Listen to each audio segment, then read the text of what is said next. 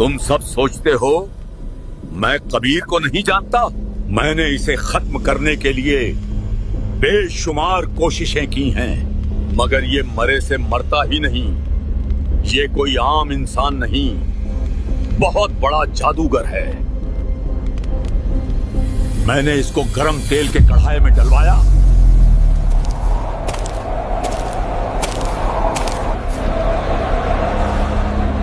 मगर उस खौलते तेल का इस पर कोई असर नहीं हुआ।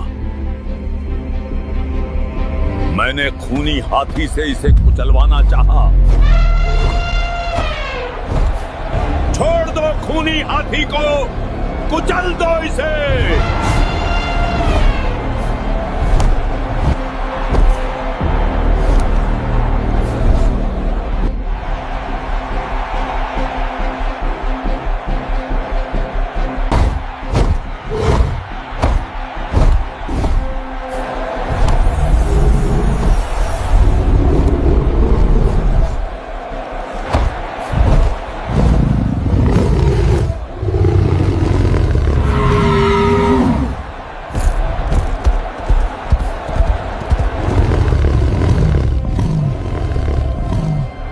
फिर से मोड़ इसे, दोबारा तोड़ा इसे उस जुलाहे पर।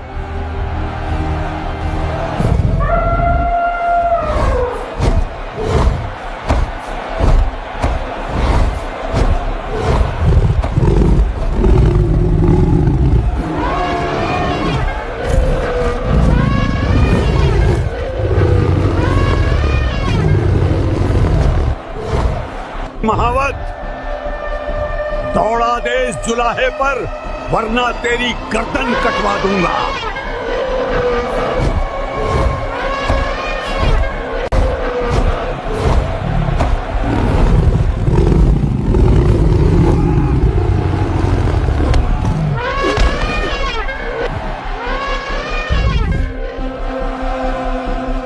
जैसे ही महावत ने हाथी को कबीर परमात्मा की ओर कुचलने के लिए मोड़ा, परमात्मा ने अपनी शक्ति से एक कहरी सिंह को प्रकट किया, जो केवल उस हाथी को दिखाई दे रहा था। हाथी भयंकर सिंह को देखकर कांप उठता और भयभीत होकर मैदान छोड़कर भाग जाता है। पर जब महावत बार बार हाथी को सताने लगा, तो पूर्ण परमात्मा ने करुणा स्वरूप वो सिंह महावत को भी दिखा दिया।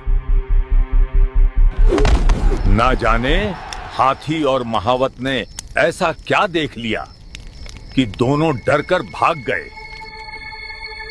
मैंने इसके घर गुंडे भेजे, उन्होंने इसे तलवार से मारा, लेकिन ये फिर भी नहीं मरा, और यहाँ तक कि इसने एक मरे हुए लड़के को जिंदा कर दिया। कबीर, अगर तू सच में अल्लाह है तो कर दे इस मुर्दे को जिंदा। वो मुर्दा नदी में बहुत दूर बह गया था। इसने अपने हाथ के इशारे से ऐसा जादू किया कि वो मुर्दा अर्थी समेत वापस आ गया और नदी किनारे आ लगा। वो एक मुर्दा था और दोबारा जीवित नहीं हो सकता था, पर इसने अपनी शब्द के जादू से उस मृत शरीर में आत्मा ही प्रवेश कर दी। हे आत्मा, कबीर हुक्म से पुनः अपने शरीर में प्रवेश कर और उठ जा।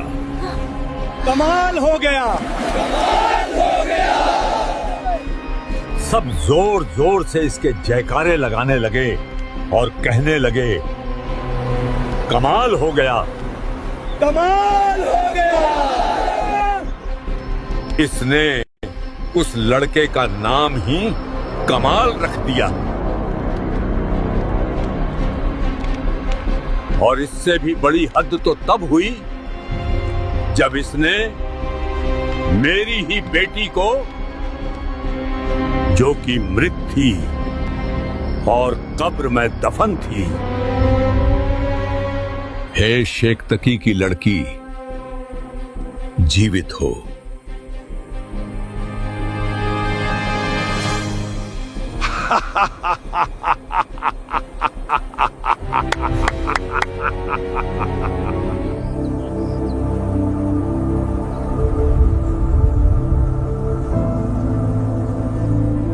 हे शेख तकी की लड़की,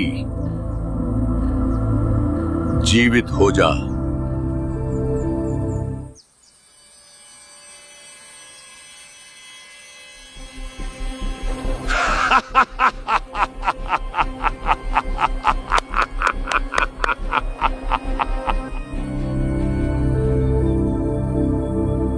ऐसे थोड़ी ना मुर्दे जिंदे होते हैं। मुर्दे तो कयामत के समय जीवित होते हैं। अगली आत्मा को लाया जाए।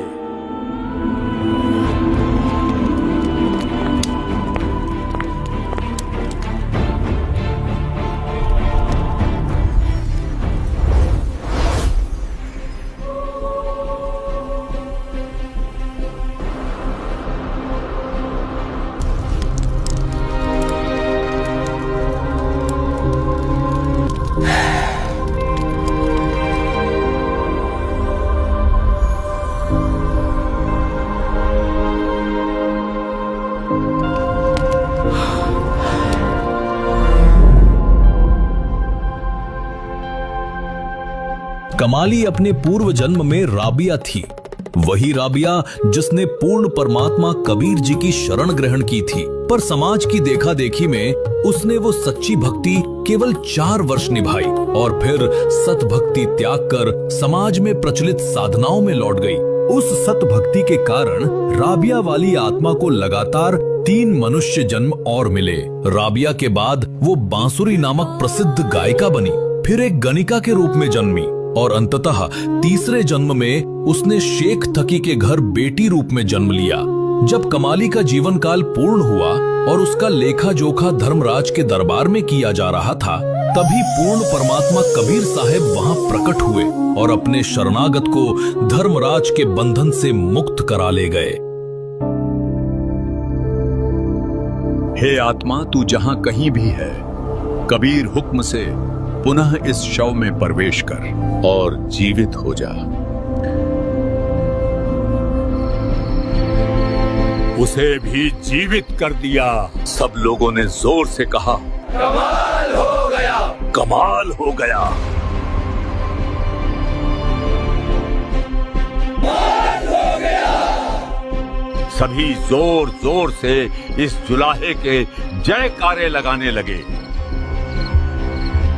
जीवित होते ही मेरी ही बेटी ने मुझे बाप मानने से इनकार कर दिया और इस जुलाहे को ही अल्लाह बताने लगी, इस ही को अपना असली पिता बताने लगी।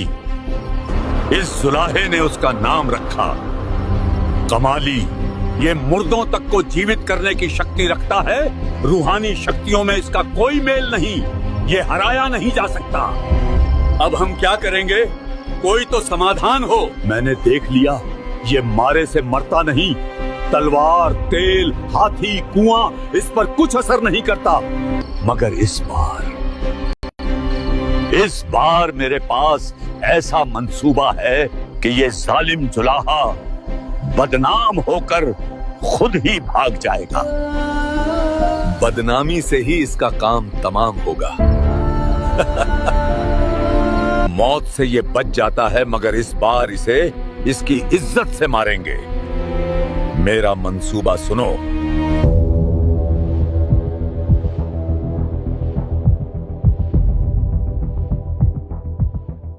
वाह पीर साहब, ना रहेगा बांस, ना बजेगी बांसुरी। बिल्कुल बदनामी से ही अब इस जालिम जुलाहे का काम तमाम होगा।